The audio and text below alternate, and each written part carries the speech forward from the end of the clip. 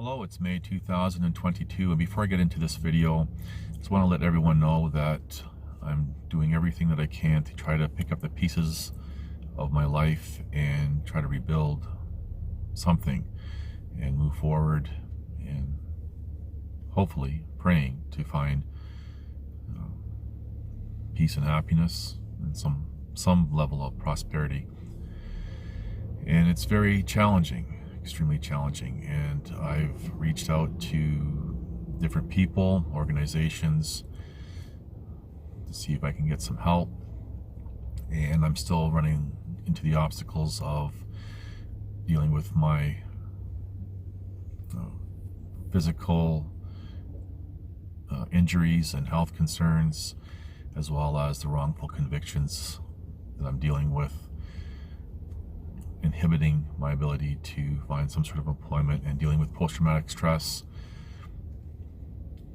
that began May 4th, 2013, and progressively got worse over the many years, dealing with the injustice of police, traditional political corruption in the City of Calgary, Alberta, and dealing with the stress that I am right now under the living conditions and sleeping conditions that I'm currently going through. So I am doing everything that I can. And I just want to highlight something, to distinguish something. There's a difference between wanting or even needing to talk to someone versus having a conversation with someone. You can talk to yourself. Suppose if you don't answer yourself, it's considered sanity. And you can talk to an animal like a pet, which is absolutely fine. They seem to understand sometimes. So anyway, I digress. And you can even talk to a tree if you really wanted to, which I suppose could challenge one's sanity, but again, I'm digressing. So there's a difference between talking to someone and having a conversation with someone. And it's more important to have a conversation with someone. And I want you to think about that. Now, as for this particular video, I'm going to do a reality check. For example, on my efforts, I'm actually going to back up on both my efforts in the late 1990s, exposing the worldwide sex trafficking of women.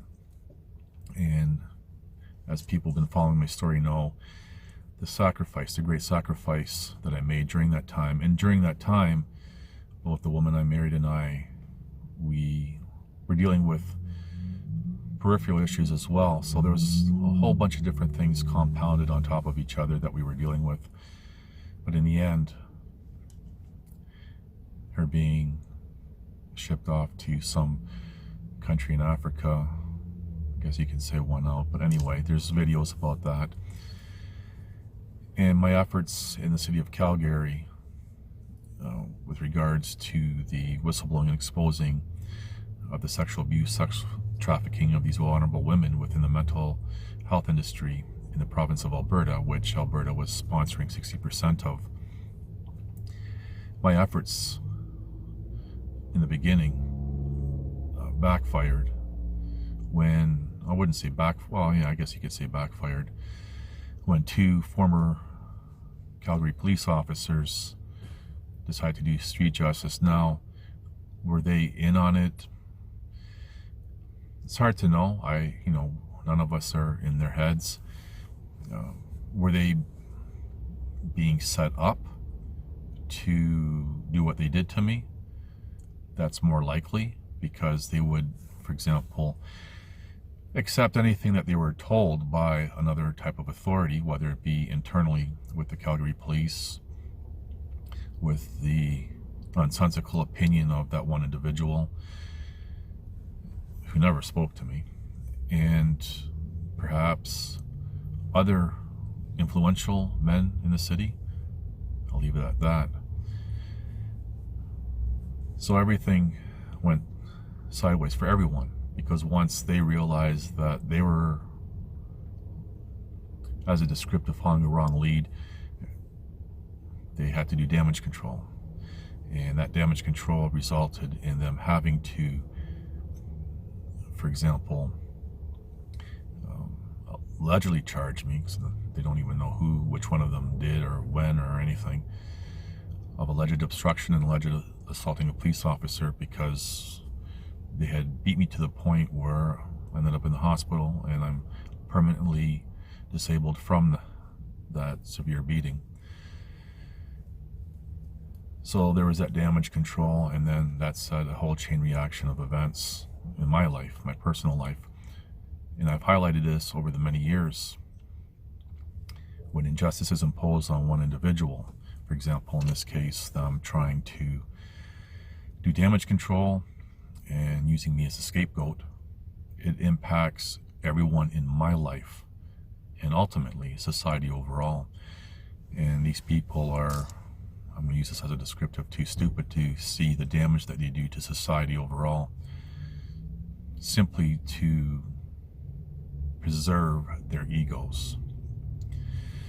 Now, the reality check with these both examples in my life for my efforts is nothing's ever going to change.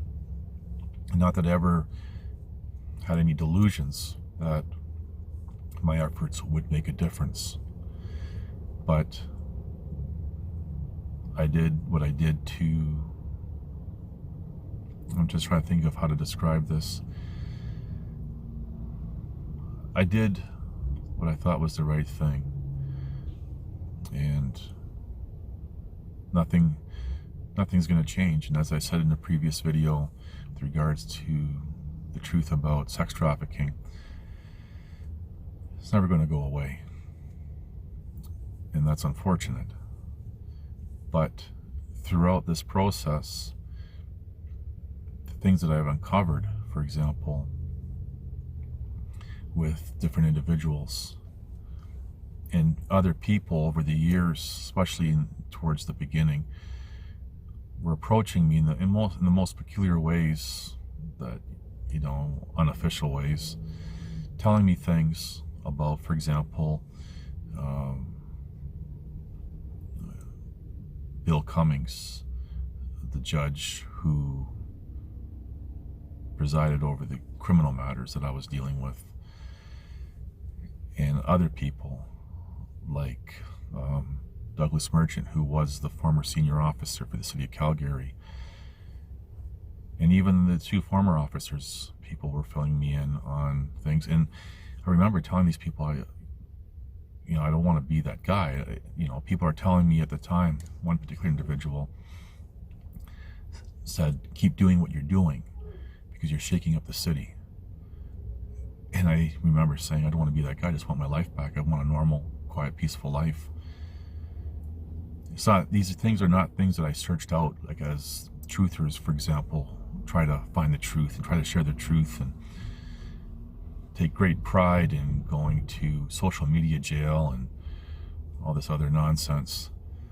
I never sought any of this out, but it was presented to me and I had a choice. And unfortunately, the choice has left me in the situation that I am in life right now. A lot of the information that I've obtained about different individuals and other people, going all the way up to the former mayor of the City of Calgary and government officials in the Province of Alberta, I never sought out. But that information, obviously, I kept, and with independent evidence of. And this information has been forwarded to others over the years, as well as my whole case file. For example, showing the redirect of the first former officer's testimony being omitted from the trial transcripts, and him admitting that they did what they did to me, so I wouldn't do that to anyone else.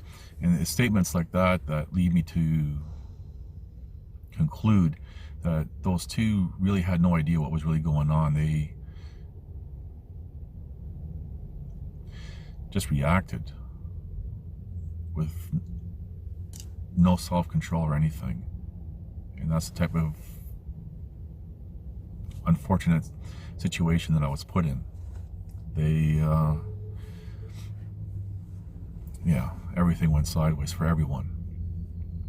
And then through that, they needed to discredit me to do damage, part of the damage control, as well as the things that I uncovered about these influential people in the city of Calgary. They needed to be discredited so no one would listen to me. So it makes sense that some individual said that I mimic who's going to listen to me. And that explains why, over the years, people treated me like garbage. So, as I've mentioned before, there was interest over many years, actually, to do a documentary on my story. And I remember the case management judge for the civil proceedings, at one point, he said to me, because I was filing everything with the courts, he said to me during the proceedings that I shouldn't be giving away all my trump cards. And I let him know that I was not even close to that, and I wasn't. Save all the trump cards. So if he assumed that, and this is not a diss towards him at all, but if he assumed that I was giving away all my trump cards so quickly, he's wrong. So all this information that I've gathered, for example, people approaching me in my vehicle in the parking lot just randomly, who will say we're within the city of Calgary, and others who are part of the political structure of Alberta and governing various governing bodies. All this information has already been handed out, and it's just a matter of me now to move forward with this documentary. And I did tell my second lawyer around the time that I terminated him for throwing me under the bus after paying him very well, especially under the table. I told him there's a tsunami coming, and he looked at me, smiled, and he says, well, okay, bring it on. And I said that to a few other people. I said, I don't know when. At the time, it could have been the next day, it could be even years from then. But here we are.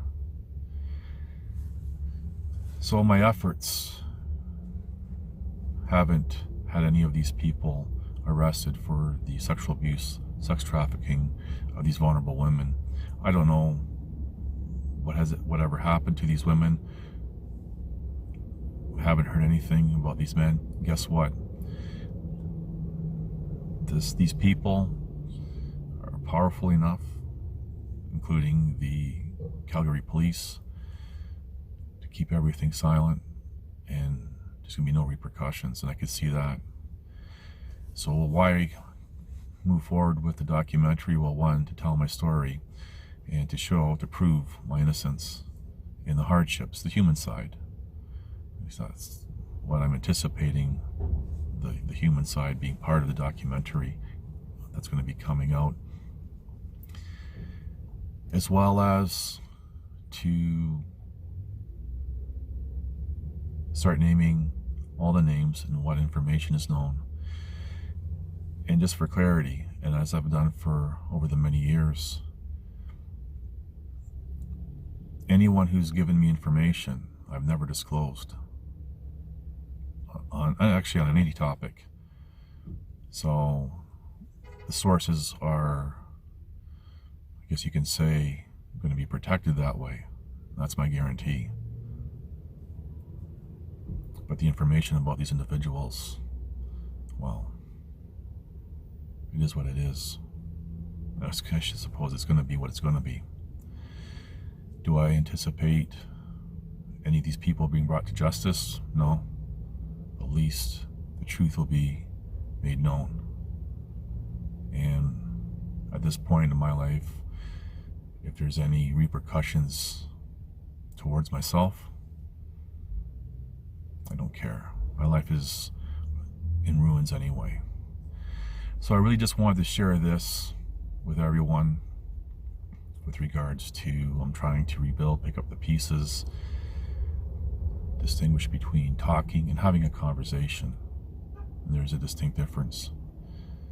And my efforts that are going to be upcoming, I don't know when exactly everything's going to be moving forward, but they are. And there's countless, I can't even count how many people have my complete file all around the world, actually. I started farming all that out just like I did in the late 90s with what I uncovered there. So I'm going to leave this with you, and I really appreciate everyone who's been following my story and even following the personal side of my story and my personal life. It's not easy to share all these things, but it's all I have is my life and what I know. I just want to thank everyone again, and thank you for your support in whatever way you can. Thank you for watching. Please like, subscribe, comment, and share.